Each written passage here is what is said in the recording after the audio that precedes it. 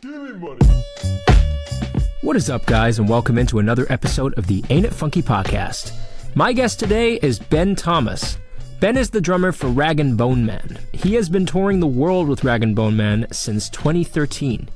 Ben is also a drum educator and very passionate about teaching.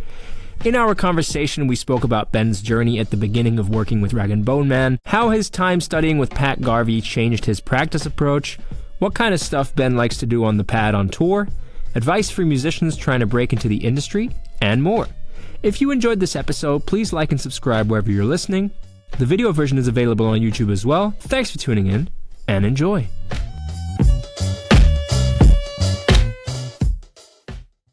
All right, Ben Thomas, welcome into the podcast. Hey Harry, it's nice to meet you, and it's nice to be here. Thanks for having me on. Ben, I appreciate you taking the time. So Ben, you're the drummer for Rag & Bone Man. Yep. You tour the world with Rag & Bone Man. You've played all the biggest festivals, the arenas, the TV shows. I don't know, maybe talk a bit about your incredible life that you lead, playing drums for Rag & Bone Man. Well, it's a lot of fun, that's for sure. And it's been going on. It's gone very quickly, as these things do. But it's been going since about 2013, and you kind of know when you hear an artist's music, you kind of see it all flash before your eyes. And it's easy to say that when things have happened, but I got that feeling as soon as I heard the music.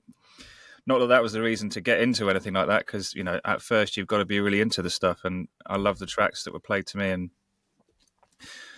could just see things happening, and it was just incredible at the time. And ever since then, it's been an incredible ride, really. And just the experiences of being taken around the world, playing in different stages, playing in different venues and arenas and all these kind of things in front of people. But essentially, as great as that is, and of course it is, essentially it's playing music that you really like with just an incredible bunch of people. And for an incredible bunch of people, every show has been fantastic, and it's never different really when you go up on stage in terms of expectations. It still feels like, especially if you've had a bit of a gap, it still feels like your first show in a lot of ways. Even this summer, in the sort of approaching the 13th year, it's like you still go out and think, yeah, this is ridiculously cool, man. I don't take any of it for granted, and it's just a hell of a lot of fun. I bet.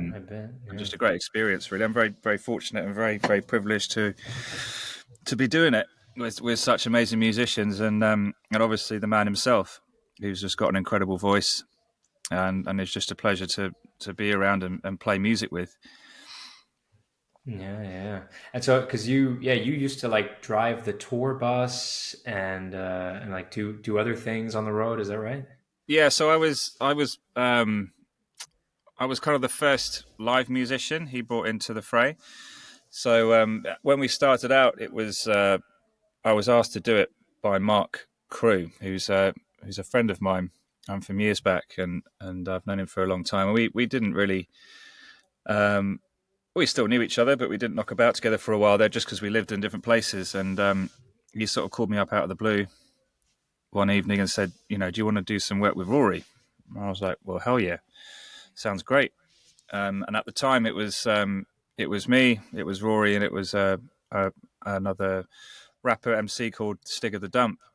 And so it was just us three in my first of all in my car, driving around on the Bastille support tour. Or we were second support on the tour, rather, and they were headlines. And that was a great experience, because it was a time to sort of play those venues that you'd always dreamed of playing. And that was great, And then after that, they sort of said, or his management at the time said, how do you feel about sort of being a bit of an interim tour manager? And I was like, well, okay. In my head, I was thinking, yeah. When I put it to them, I was like, yeah, of course, it's if it's something that has to be done and it's something that's going to help, then of course, I can book a flight, book a ferry, drive a car. Let's do this. And it was a hell of a lot of a smaller operation than it is now. But yeah, essentially, yeah, I was booking cars and traveling around for about 6 months there, I think, until we handed off to another tour manager and the team got a bit bigger and I could go back to concentrating on drumming again, because that was the main thing when you're when you're doing all that kind of stuff, booking stuff, driving, forwarding shows and meeting people at the festivals with tech riders and all that kind of stuff. It's like you get to the stage and think, shit, I haven't actually thought about the drums for a while. Not half as much, not half as much as I would have done for anything else. And of course, it was fine because you can overthink the things that you do an awful lot, a hell of a lot of the time. So it was quite nice in that respect, just to kind of get up and throw down, and just to find out what was there. But yeah, it was a great experience, and I'd do it again. They teach you good things, all of those things that you would question doing, and you just throw yourself into it, and it's like, actually, this is pretty cool. I guess also probably like makes you value then when you do go back to drums, and now obviously that's nowadays obviously you're the drummer, then it makes you value the other positions maybe in the crew, and Oh yeah, and man. I mean, maybe value the gig in a different way because you've maybe been through that and kind of built it up with Rory and yeah, I guess. I mean, I've always had a huge amount of respect for anyone that does everything in music. We all know we're all as important as each other. And when I got the gig, I wasn't particularly short in the tooth, as we should say. I was 27, so I'd already had quite a long list of artists that I'd worked with up in London, around the southeast, who had similar things going on a bit of a smaller scale. But yeah, man, heroes exist in music, and they're often the people that, that put the shows on and set everything up for us. Absolutely. So then, before the kind of big break with Rag and Bone Man came, was there? I know you taught at was it East Sussex Music Service? Yeah, Is that what yeah, it's yeah. called? So like, was there a time that did you teach in between like graduating from BIM and Rag and Bone Man? Was that like Yeah, sort of in yeah. So between that? that's kind of how it all happened in terms of, I don't know, what would you say, making your career out of music. I didn't necessarily go looking for it as per se, but I answered a couple of ads, just thinking, I'm very wet behind the ears musician at 21. I was at the time. He was going to want to employ me to teach. I thought that would be something I would be doing in my 30s, which I am, but I didn't think I'd be getting into it that quick. So it was more of a kind of middle of what would you say? I don't know, middle of the journey job for me, and I was kind of a bit taken aback to get it. And I thought, well, this is cool. I can teach drums, and so I drove around southeast UK for a good few years there, about 7 years, teaching in schools, and just found it was one of those things where I've always looked at it as when something kind of calls to you, there must be a reason for it, and I assume it's because I must have a certain way with learners and with people who want to learn the drums and music.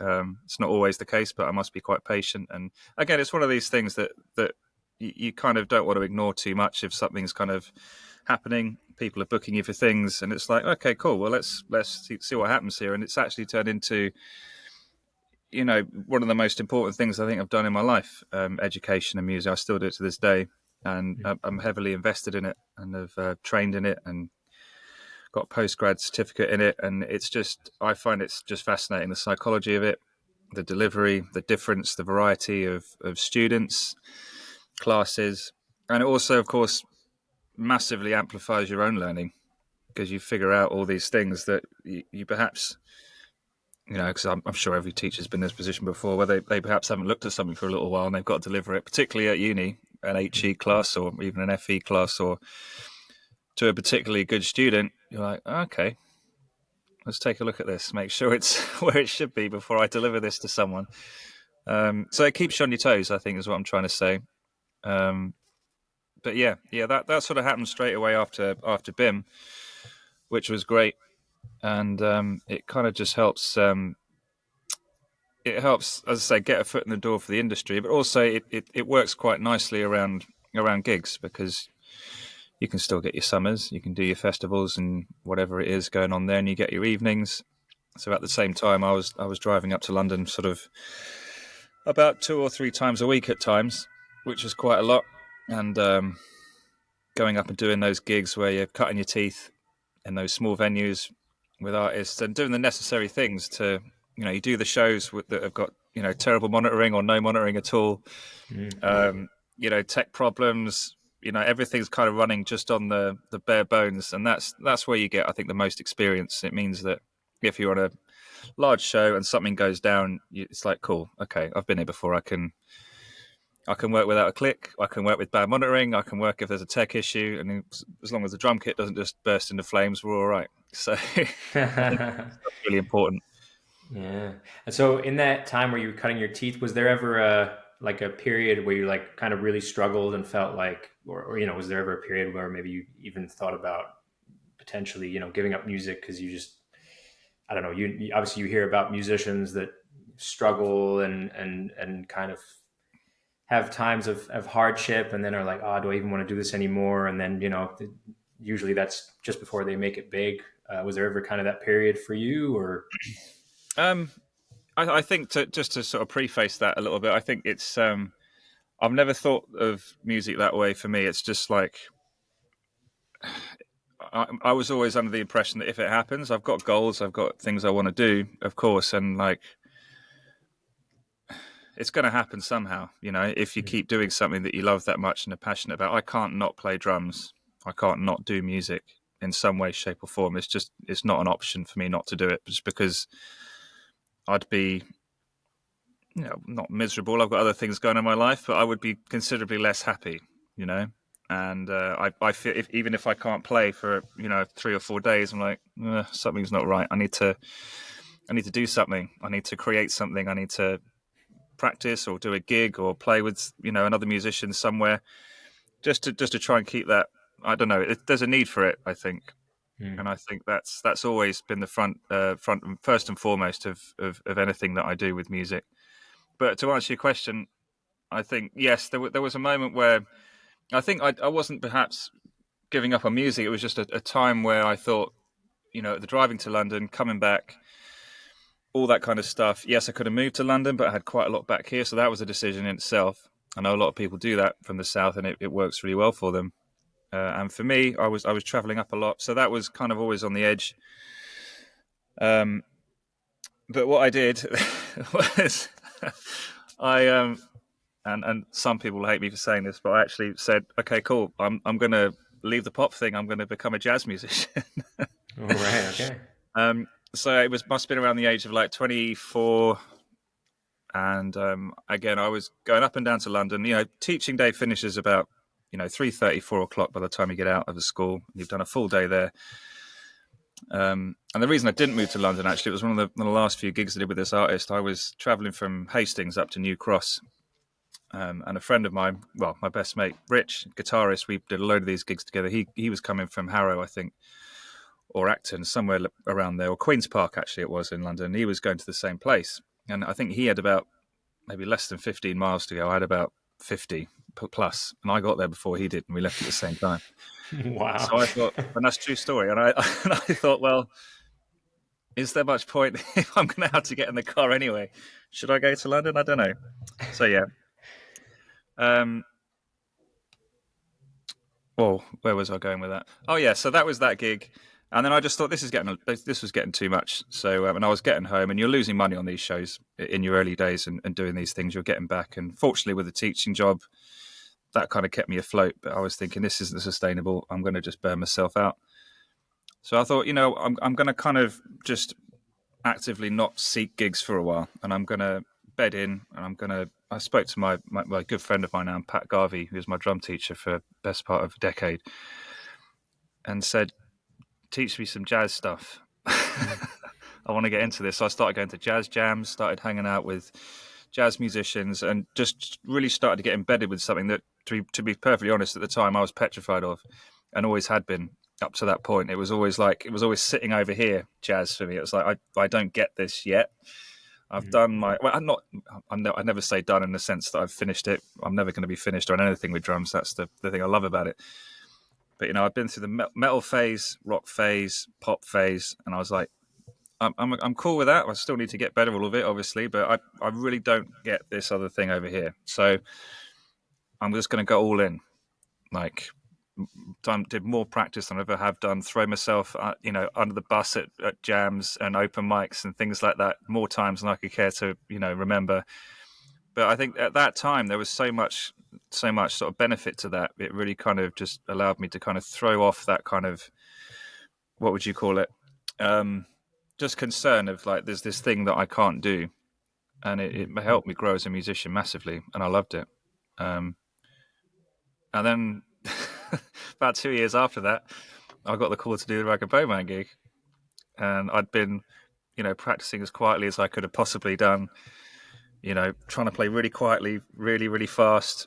Not always, but, you try and work up your gears with the jazz, and it's like cool, like 250, 300 BPM, really quiet.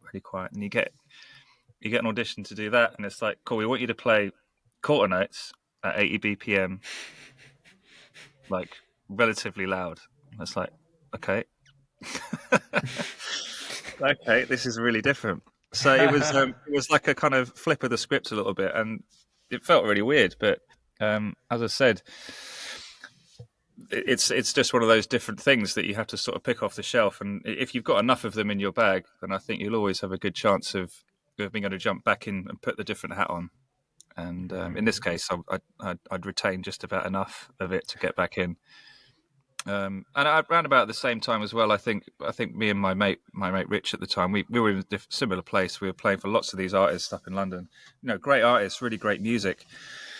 And I think he agreed with me at the time. It was like, do you know what, we approaching mid-20s, like it's about time this starts to pay us back a little bit.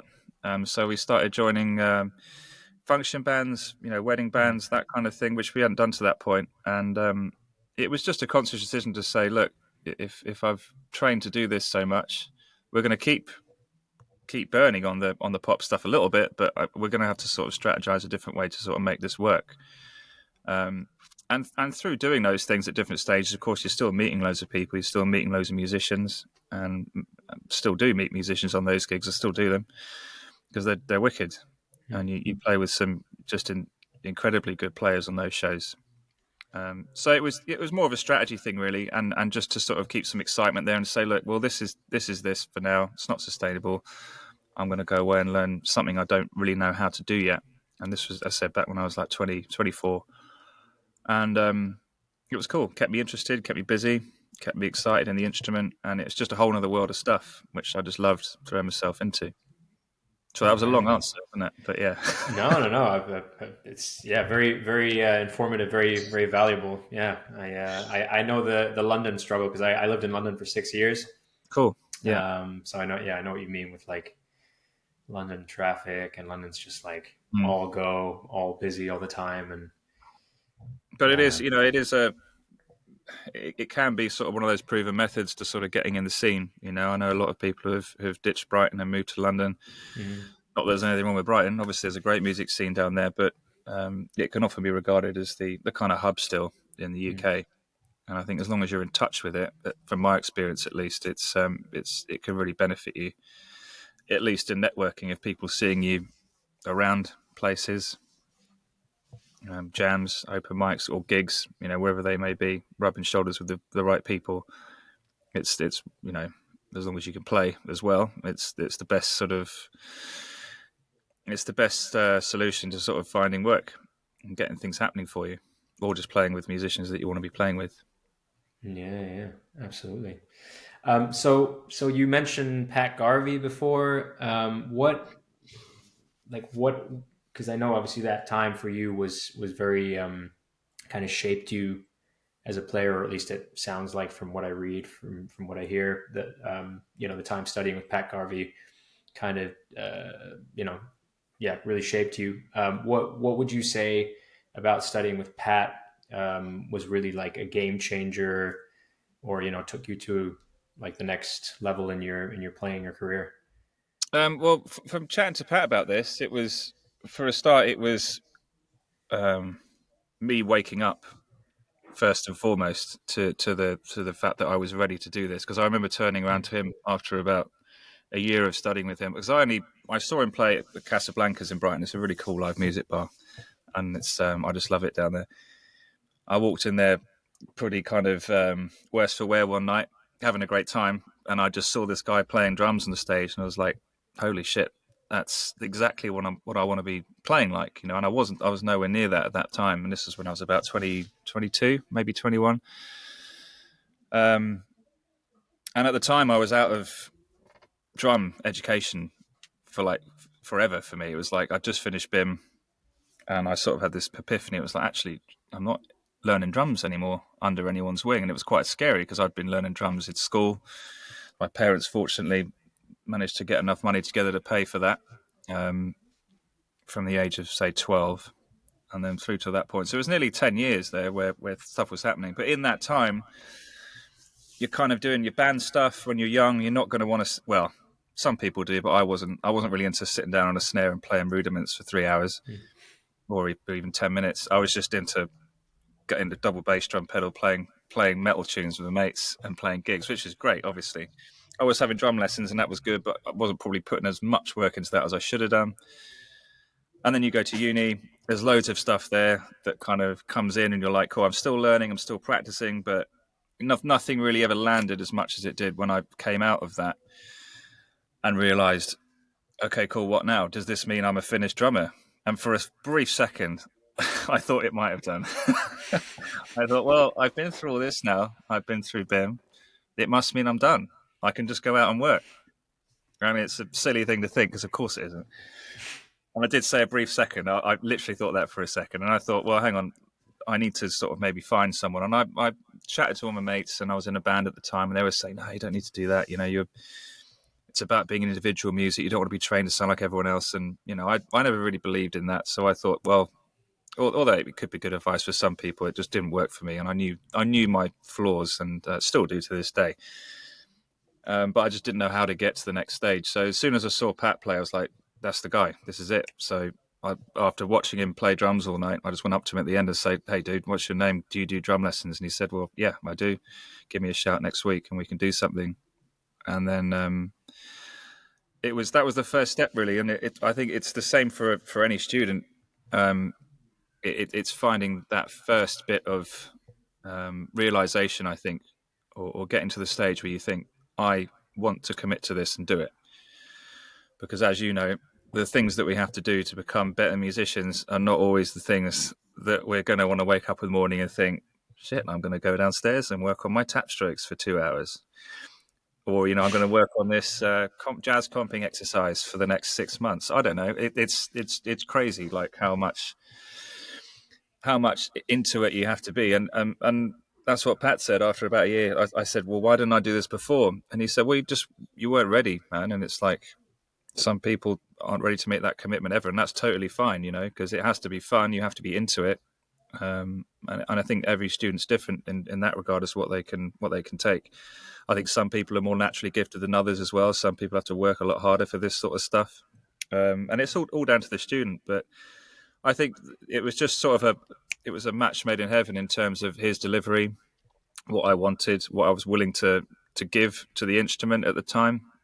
Because Pat he's a ridiculously good player and an extremely good teacher, but he's from the Bob Armstrong School of Drumming, which is pretty unforgiving as I understand it. So it's the sort of thing, if you do something well and he says that was good, he means it. Doesn't just say it for everything. So if you get a nod out of Pat, you get a well done out of Pat. He's a great guy, really nice guy. He's a good friend of mine now. But do you know what I mean? Mm-hmm. You have to work for that kind of gratification, and I really responded well to that. And of course, he was nice the whole time. But I'm just saying, I'm not making out like he was like a like a J.K. Simmons in Whiplash. Yeah, nothing like that. But if he said that was good, do this next, it's like, cool, I got it. That's what I'll do. And I only really intended to see him for about a month or two because I just wanted to sound a bit better. I wanted everything I do to be sound better. And he got me doing that within about 2 or 3 weeks. And I was like, well, hang on a minute. This is really going somewhere. And then I think it was 9 years later, I think I had my last lesson with Pat, and it was just like, shit, where did that go? Wow, yeah. So yeah, man, that's how it kind of went down. And he's I saw him the other week. He's a good friend of mine to this day, and we're I think we're quite similar. From what I understand, we're quite similar people. We kind of take on information in a similar way, and it's just he was the best possible teacher for me at that time. I don't think there was anyone else that it could have been better with, to be honest with you. Amazing, man. Amazing. And so like what you say within 2-3 weeks, you already felt like you were, you'd kind of leveled up. Like what sort of stuff was he structuring in, or how did you structure your practice time to, what was different to before? Well, that's an interesting one. So first, I used to play. There's nothing wrong with video games, by the way, but I used to play video games a little bit back when I was that age. And Pat had given me this. We used to do one of Pat's things that he taught me actually a lot later when I was interviewing for my PG set. But I said to him, "What's one of the most useful teaching strategies that you've employed?" And he said, "Well, one of the most useful things to think about is trying to do 10 things with one bit of material rather than 10 different bits of material and scratching the surface." And that's very much what he did with me. So we'd be looking at one sheet for, say, a month, looking at different permutations, different hi-hat accent patterns. And that's what we did to start with. So it was simple kick and snare patterns, working through different hi-hat, flat, quarter note accent, offbeat accent, swung, straight, dead slow, looking at all the dynamics, all the little things, working in some ghost notes after about a month, and just really getting some consistency, getting good flow, obviously timing. And it was just like I still use the page or variations of it that I've used to this day for my practice and for some of my teaching. I just call it the clear out page, the clean up page. I practice it to this day when I come off tour because if you've not been able to practice drums, and I'm big into practice, it's really important to say that if anyone's listening to this as a student of the drums, and I consider myself very much still one, that playing with other musicians, I think is first and foremost the best way to get better as a musician. On the drums, I still think it's important to practice technique and really look through everything you can do, you can bring to a practice session, to a gig. So when I'm on tour, I kind of tend to lose a little bit, I've noticed. I don't know what it is. I gain a lot from playing with musicians, but I lose a bit of technique. I lose a bit of my touch, especially if it's been a long time. And I get very good at playing, the rag and bone tunes, but I sort of get depleted in other areas. So I come back for about 2 weeks. I'll just be working on this page, just to sort of, refine my crosshairs a little bit and just get everything back on a level. And then I start developing anything else that's going on. So it was really that model that Pat told me and delivered to me at that time that I've kind of always retained and as I said, taught my students variations of it and still use to this day, because it just kind of helps reset yourself. And recording yourself as well. And that's a huge thing. I think the most useful thing when you think you're getting somewhere, I still do it. It's like, I think that sounds good. And I'll just either track it on my phone or just put a mic up and run it through Logic. It's like, okay. There's still that to think about. And there always is, and that's why it's so nice. But I think that's those are the most important things for me. If you just want to get something off the table and so kind of get a look at your playing as a whole.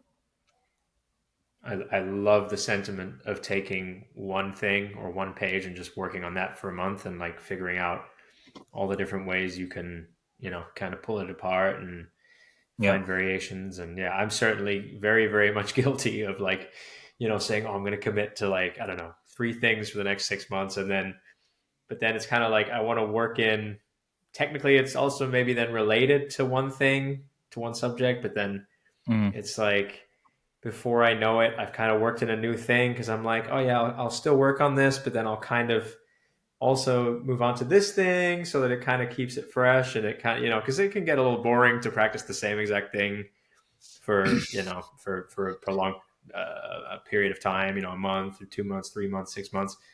But then, I'm very much guilty of sometimes ending up with like, I'm going to work out of, a page each from these 3 books. And then it ends up being within like a month, it's like 7 different books, and I'm like, wait, hang on, what just happened? Yeah, And man. so yeah, I think taking Yeah, one thing is yeah, very valuable. yeah. It's nice to kind of. I mean, I guess Pat's sort of brought that through from his lessons with Bob as well, because Bob was very similar. I think he's. And there are other people who've learnt with him. A good friend of mine, Jason, and a friend of mine, Jack. They say the same thing. They're always so impressed with how Bob was able to keep you on one thing for, you know, longer than most tutors. I mean, because it's patience as a tutor as well. Because I don't know if you teach as well, but of course you do. But it's very tempting just to sort of be like, I want to get to the next thing with this student, but I know it's going to be detrimental to their progress, so I'm going to keep them on it, even if they sort of look at you and think, "Really, you serious?" You just got to be like, "Yeah, man. Well, you tell me, is it there yet? Can you do it in your sleep? Could you teach it back to me? Could you do it tomorrow without looking at the page?" If the answer is no to any of those things, then we're not there yet, man. And if you're really serious about this, and obviously that's for training professionals, I would not do that to kids who are on grade 1 or anything like that, because it's a completely different mentality. This is to people who come to me and say, how do I get to a professional standard of drumming, or at least to a level where I can go out and knock about with people who are pros doing this day in, day out, because that's a completely different ball game. But I guess Pat's got it from Bob in that respect. And there's a page that Bob used to use called page 33. It's a famous page that he used, and it's literally just a page of quarter notes and eighth notes, and it's a jazz comping exercise essentially. And we just used that for ages and ages and ages, and going through loads of different permutations and loads of different rudiments through it, ride patterns through it, kick drum patterns through it, looking at it in 4, looking at it 3, looking at it in 12. A friend of mine, Jack, transcribed it in 12/8, and it just completely changed it. So it's this kind of this spine. I like the idea of having a spine to your practice where you can kind of just go, cool, that's what I'm doing. It could help in a couple of these other areas as well. And that's where I think, you know, as I said earlier, playing with other musicians really helps with this stuff, because I think that just feeds your goals a hell of a lot. Because I always come back from rehearsals, even if we're going back and doing a similar set to one we've done the previous year or something, I always come back with a couple of notes to myself. It's like, that didn't feel as smooth as it could have done. Not that anyone's going to notice massively, but I notice. And it just, if you've got a purpose for your practice, then that's always just going to, it's just going to be the most valuable thing ever. And you can just go and find things that, I really like the Benny Greb book, Language of Drumming, as well, for musical ideas. I think that's a really good example of the sort of spinal, or sort of having a kind of core message to your syllabus that's like, this is what we're doing. This is going to take you through the next kind of 3 pages, and the next bit's going to connect to it, but it's going to be slightly different, but you're going to understand it because we already know the fundamentals of it. And that's why he calls it the language of drumming, I guess, because you build sentences off of words, paragraphs off of sentences, then, you know, the rest is kind of up to you. But yeah. Yeah, such a great book, man. The Language of Drumming, it's, yeah, definitely incredible, man. Like doing that just on the pad, just to start with, like the patterns, you know, and as you say, it then goes through like the hi-hat patterns, the kick drum, the like, and then to the 5s, the 7s. It's such a good book, man. Really. Yeah, it's nuts. It's great. They're some of my favorite pages. Those, the 5s, the 7s, and 9s. They're just the ideas there are crazy. They're just limitless in their possibilities, and that's the kind of stuff I like. I think as well, it's like when you can start taking ownership of your practice, when you can start going, okay, cool, that's the material, but actually I can hear something else going on there, and you start transcribing your own kind of ideas. I think that's when you're like, if you start doing that as a learner or anyone really, I think that's when you start really getting invested in what you're doing, especially as a creative, because as you said, working on an exercise, it's cool, but patience wise, it can run out quite quickly unless you start doing something creative with it, or musical with it, or you take it into a different place that hasn't happened before. And obviously that's where the magic happens with music. That's what we should be looking to do, I think, as creatives and musicians, and from all walks and all disciplines. Yeah, absolutely. And have you ever been someone that like practiced maybe, 8 to 10 hours a day, or were you more someone who consistently, maybe an hour or two, but more like effective practice, or does it kind of depend on what phase you were in life? I'm actually going to come back to something I didn't actually finish saying before, and Oh, okay. it was the whole video game thing. So I'm All going to right. bring it full circle that before I went off on a tangent. But yeah, I used to play video games back right before I was having lessons with Pat, and I just remember one day, and it'd be like an hour maybe. I'd do an hour of drum practice, and I might play video games for 2 hours. And I just remember thinking one night, I wonder what would happen if I just did drums for 3 hours a night and just sort of bin this video game thing off for a while. And literally did the next day, and didn't go back to it ever since. Really, never got into a. And this was back when I was 22. Again, it was fun, nothing wrong with that. But man, did it do a shitload for my playing. 3 hours became sort of four, and then any bit of. I mean, it depends where you want to take this stuff, but this is when I was getting. This is when I was ready. Really sort of. This is it. As many hours as I possibly could, like 8 hours some days, anything I could between teaching. Obviously, if you're teaching is where you're at kit, so lunch breaks, and I really got super into it, Mm. and just couldn't get enough of it. And I still love practicing this day. As we get older, these things aren't as easy. But I still, I'm going to practice afterwards tonight for a good sort of 2 or 3 hours. I've been away on gigs this last 4 days, and I've been learning sets for the last 2 weeks for various different people. So I've not actually been able to practice for a while. So I've just been learning tunes, Right. which is still Okay. cool. Obviously, that's still practice, retention, and all that kind of stuff. But I'm looking forward to getting back into just some jazzy work tonight, some stuff I haven't looked at for a while, and sort of restarting the autumn program, because festivals are done now. And it's usually the time of year I can kind of get stuck into some stuff, and for a long while without too much interruption. Nice. Amazing. Do you take a pad with you on the road? Or are you someone who kind of in the hotel room, backstage? Yeah, that's evolved over time. I mean, I used to geek out over pad work before gigs a lot, just because when we started touring a bit more heavily, I was petrified that I wouldn't be able to practice. So I Mm. thought, what's this going to do to my playing? Am I suddenly going to become shit overnight? And of course, I didn't. I didn't really know that at the time. I was like, I don't really know. I'm used to playing like 3-4 hours a day.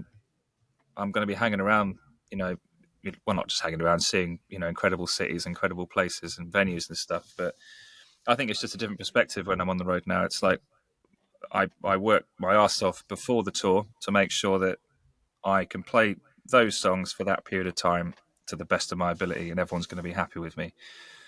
And that's what I do. In between that, I take some brushes for hotel rooms. That really helps keep your arms in check, because you've got to work a little bit harder for a brush. So that's what I take in my bag for hotel rooms, and there's also, so I don't annoy anyone next to me, a pad just for beforehand. Just we've got some downtime in a practice room. Sorry, in a dressing room, like just about an hour before we go on, just maybe half an hour on a pad, bit of a break, then we go on. But generally speaking, I don't worry about that too much these days. It's people tend to get a bit annoyed with it if it's overkill. I've All noticed. right. Well, they start taking the piss a little bit.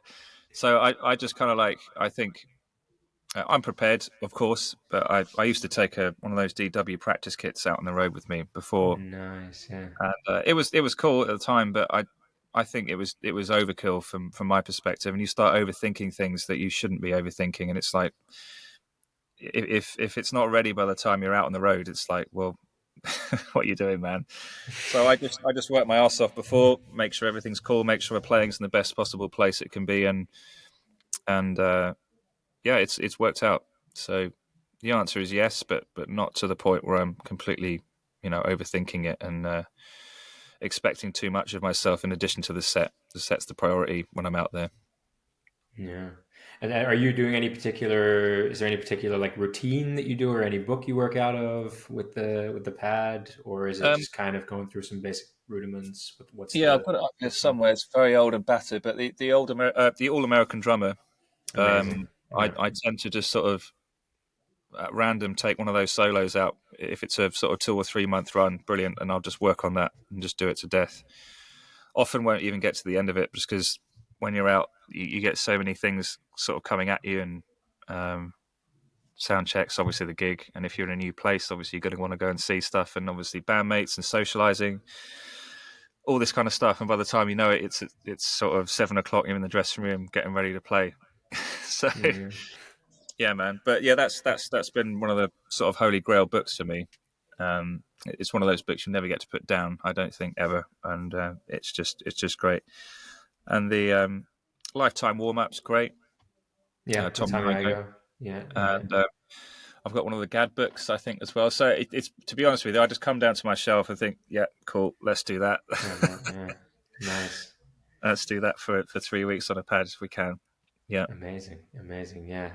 I mean, yeah, any of those books that you just mentioned, like you do, as you say, half an hour in the dressing room. Yeah. I bet you go on the gig and you're just like flowing, hands are loose, and Yeah. But then sometimes, man, if I get up on gigs and you can go overkill on a warm up, and I've when we often do sound checks, it's like without any warm up, without anything, and sometimes very early or slightly worse for wear, it just feels great. You're like, this feels awesome. So I don't know, man. I think Dave Lombardo once said, it might be true, it might be not. The old Slayer drummer was one of my favourites from back in the day. And he said, do I warm up? No, I was warmed up from the last gig. And I think there's something to that, man. It's like if you've had a huge show the night before and you've been just going at it, it's like body needs a rest, man, sometimes. So I think as long as you've got your head in gear, I think that's the most important thing for me. It's like if you that's the thing you need to warm up. So find what you need to do first of all to get your head in right shape. Some people like a wake up drink like a coffee, Red Bull. I can't go anywhere near that before I get on stage, just because I get too pumped. And I've tried it before, and I'm just like, I just feel my veins sort of bursting out my body. So I don't touch any of that, and it tends to work out. But I still do a little warm up just to sort of say, cool, I've warmed up. Nothing really can go wrong beyond what the kind of music gods have in store for me now. Yeah. Do you tend to get nervous before gigs? Yeah, man. Yeah, I do, and I think it's. I mean, I've said this to students before about it's not as bad as like what would you say, stage fright or anything like that. I think there's so much anticipation for shows that I think we can confuse excitement, adrenaline with nerves, and I think it's a good opportunity for musicians. And I often say this to my students: it's like, just have a look at what's going on. What are you actually worried about? Are you excited? Are you actually nervous? Have you done this before? And is it the last time you're going to do it? Most of the time, of course it isn't. You're going to do more shows, whether it's a bad one or a good one. Everyone has a bad show. And I think for me, it's because you care about it so much. And you put so much time into it and so much effort into it. It's like you don't want anything to go wrong. And the fail safe to that, really, for any musician who's put their, I don't know what you want to call it, your 10,000 hours or whatever it is into development, is that anything you really do on stage that goes wrong for you is going to be barely noticeable for anyone, certainly in the audience, maybe even in the band. Obviously, little things happen, but I think the environment in the Rag and Bone Man gig is that there's kind of room for, certainly on stage in that gig. I know other gigs are different, and it has to be a play-by-play, but I'll call him Rory because that's his name.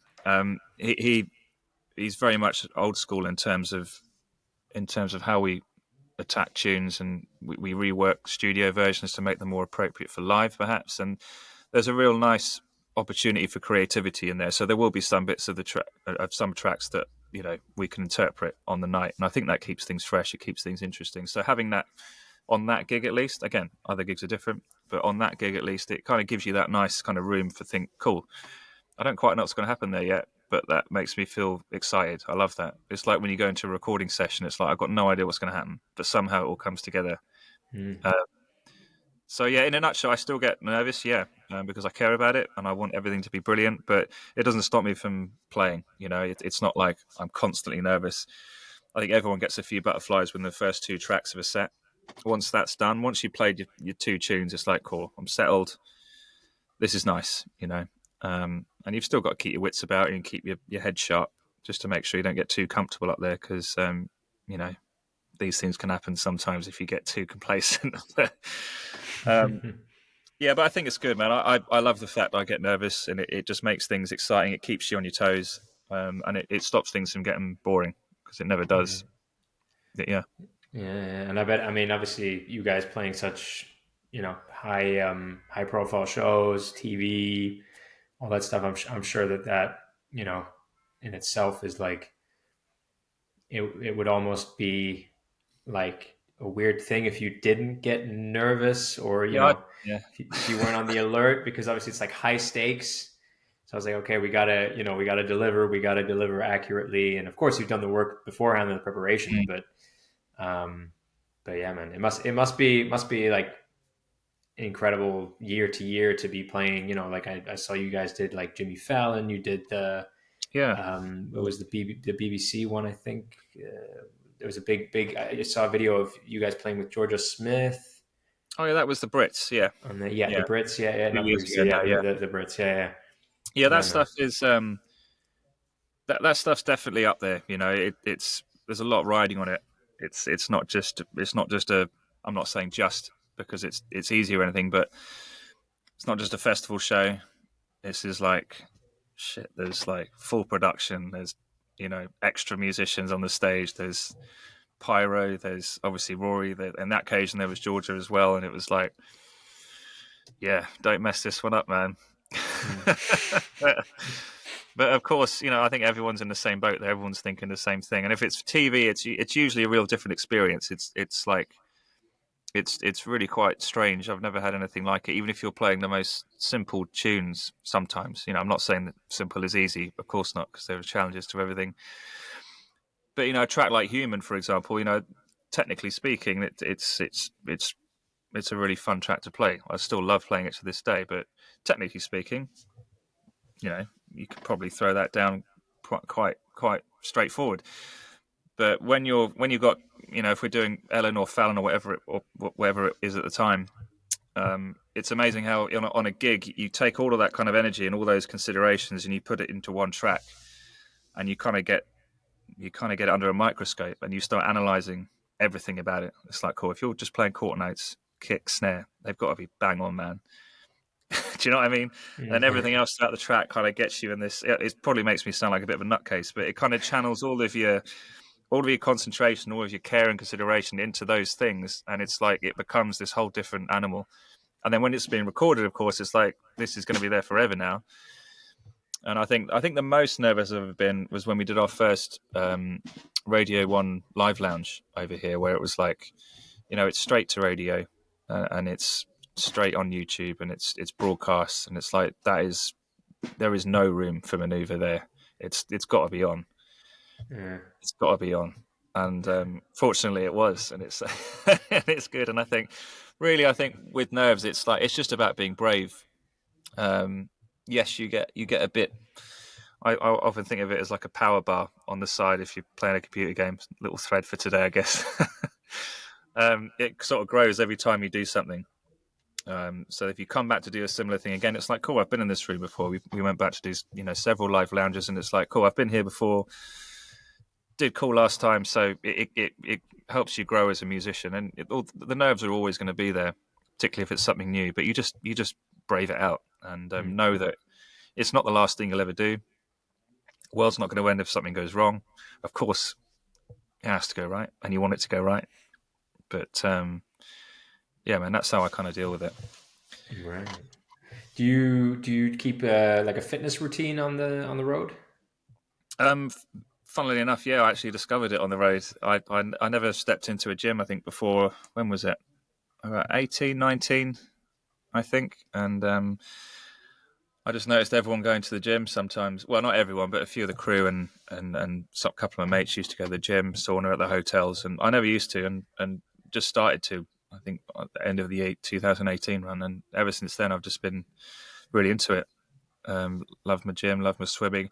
Not to the point where it's, it takes over my life, because I'm not into that. I don't have personal trainers or perhaps even a set routine, because when you're teaching drums and practicing drums and learning sets, the last thing you want to do is walk into a gym and have someone tell you what to do. It's like, I just have, I have my routine. I have things that I do just to sort of keep my head in the game. I think that's the reason I do it the most. I just come out with less problems after I come out of the gym. But yeah, man, I think it's important. It's important not to go too hard, I would say, to anyone that's requires their limbs to earn a living. You've got to watch it because it's really easy to get injured. Yeah, it's not the place for progressive overload and not too much. Going as heavy as you can before going and playing a big festival, and No, man, yeah. I don't work out on gig days, or ideally the day before gig days. That's my rule. So I think I might have done it sort of the morning of, the night before, just so you get a good day, just to recover. But it's a thing, man. For me, it is, at least. I do love it, but I have been injured before in the gym, and that's, to be honest, the only time I've ever been injured for gigs is when I've either been in a spa or a gym. I fell over in a spa once before a gig, which is a stupid thing to say because they're supposed to be like the places where you don't do these things. But yeah, I fell over in a spa and like janked my thumb back. And it was right before we were in Switzerland doing a festival called Stars in Town. And I was freaking out because I was like, man, am I going to get through this gig? And fortunately I did, and it recovered and it's all fine. But it was pretty touch and go there for a bit. But yeah. Jesus. What was the what would you say in your memory is like the most maybe critical that you went into a gig, whether that be with an injury or something that, where you were very on edge playing, or is there anything that comes to mind? Yeah, it would have been that. I thought that would have been up there. I think another one was years ago, before I was with the Rag and Bone Man show. It was I used to play football as well, and I think I literally gave up that day because I had a gig that night with an artist, and guy came across and like took my kneecap out, and it was, everyone thought I was just taking a piss, but I was on the floor in freaking agony. And I had to get stretchered off, really embarrassingly, but it really hurt. And I was just in the sort of dressing room thinking, man, if this is what it's going to be like, I love playing football, but I was like, I'm going to have to stop doing this.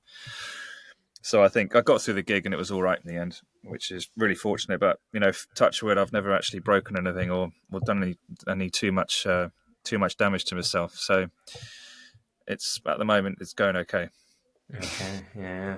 And I wanted to ask you, because I saw you play with Dua Lipa. You like I did one show with her back in, was it 18, 19? It was a show in Indonesia. I think who was it who called me up? A guy called Will Barrowman called me, and he was the drummer at the time, and he said I need a dep for a gig, and I was really grateful for it because it was a lovely trip. They're a really, really good group of people, and she's obviously amazing, and it was just a pleasure to do it as a bit of a one-off. Wow, man! So maybe tell me a bit more about that gig. Like, what kind of preparation did you have leading up to it? Just learning the songs, basically. It was a awards show, I think. So we were doing like, I think two or three tracks, then off. Something would happen, back on again, 2 or 3 tracks, then off, 2 or 3 tracks, then off throughout the evening. So, and I didn't know too much about where it was going out because it was in Indonesia, and I think it was on their TV, local TV. So it was really fun, man. It was just like, do you want to fly out to Indonesia for a few days and back? It's like, cool. I'd never do that usually, but that sounds cool to me. Let's do it. And yeah, they're just a great bunch of people, and it was just it's really cool to do these things in between your kind of main gig. And a few others have come up as well that have just been really cool. And it's always something you kind of want to do because it just keeps you on your toes. You can learn new sets. Like, I was doing the other week, just gone. I'm working with this French artist at the moment as well. And it just keeps you doing stuff when other things are quiet. And yeah, it's just fun, man. Meeting new groups and seeing how other bands work, and because it's never always the same, the band family vibe and all that stuff. It's always, it's not the same in a good way, is what I mean. And it just keeps on your top of your networking as well, because it's the industry is so much based around that it's just nice to work with different people sometimes. Right. And what would you say was different about the kind of approach in maybe the Dua Lipa gig compared to what you're used to in Rag and Bone Man?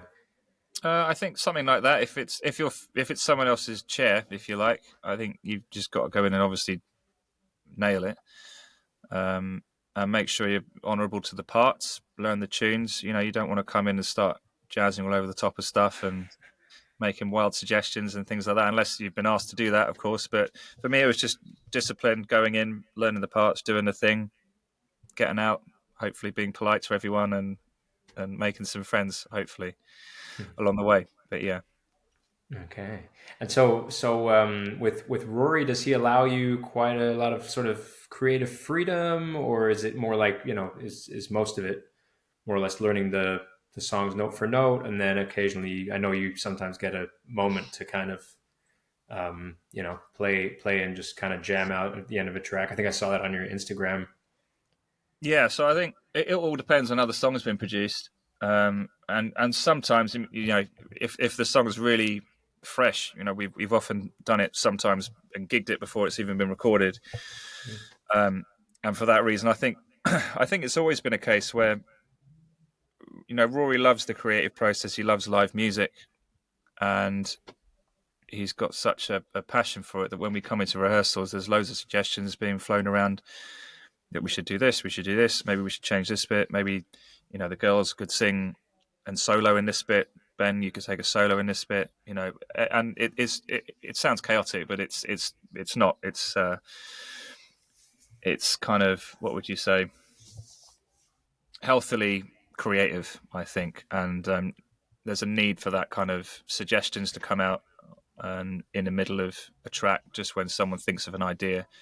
So yeah, there's quite a bit of creative freedom in the live show, and particularly if you come with an idea, I think it's really important that once you listen to tracks, it's like, and it's the reason why people book drummers. I mean, the reason I've been asked to do this gig with this French artist Mathilde is that the MD said, look, I want you to come on and I want you to do your thing on this one, like learn the parts, but by all means, come and do what your thing is. That's why I booked you. And I think that's usually the case for any musician, if it's for recording or if it's for live, unless you've been specifically asked to learn exactly word for word or note for note, rather, the track. I think it's really healthy and it's really nice to have that. So Roy's the same, and he just kind of, he leans on all of us for suggestions, and the MD obviously gets the final say, and is great at doing that, Ben. But yeah, there's creative freedom there. There's a certain amount of expansion allowed for things that go differently on each night. And often he might do something different. He might add an ending. He might say, tonight we're going to try this. Not in a kind of Tom Waits kind of way, but where he would just sort of scrap the set list and do something else. But because we kind of can't in the pop world so much. But he does allow it, yeah, and it's great. I think it's a really nice melting pot and a nice balance of creativeness versus discipline, and obviously learning tunes, which we all have to do. Nice. And so to kind of close this podcast episode out, what would your kind of maybe your like ultimate advice for up and coming players who maybe want to get to the big gig? What would your kind of advice be? Your tidbit to leave for them? It might not be a tidbit because it's quite a big question. But there's a saying that I've used quite recently in some of my lessons. I teach a bit of music business and music industry, particularly at a place called BM1 Arts, which is a further education college in Brighton, where I'm one of the program leaders in music, and I take a couple of lessons there. And it's a saying that, the original saying is, it's not what you know, it's who you know. And I think that's kind of half baked, and a lot of people use it, and I don't think it's completely true. And for me, it's what you know and who you impress. That would be my version of it, and that's really served me quite well. And the impressing bit is not always you're going to turn up and ace every tune and ace every song. It's what people see in your development. It's what people see in your need to be around music and want to progress.